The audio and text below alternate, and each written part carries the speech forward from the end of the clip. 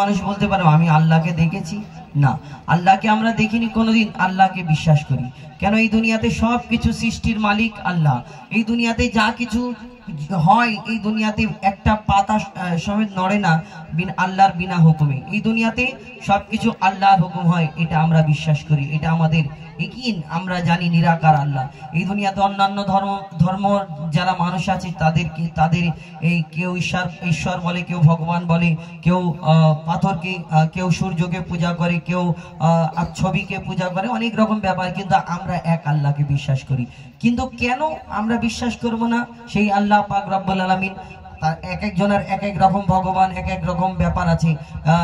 এই ভগবান এই করে, ওই ভগবান ওই করে, কিন্তু আমরা এক আল্লাহকে বিশ্বাস করি। কেন?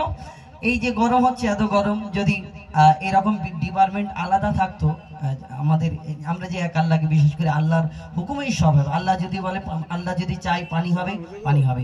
আল্লাহ যদি চায় ধূপ হবে, হবে। গরম হবে, হবে। কিন্তু অন্য জনাদের এক এক রকম ফ্যাসিলিটি আছে, কিন্তু আমরা বিশ্বাস করি এক আল্লাহকে।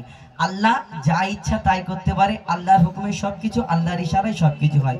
এই দুনিয়াতে ওদের অন্যান্য যে ধর্মগ্রন্থে যেরকম এক একজনের হাতে মনে করে যে এই রকম এই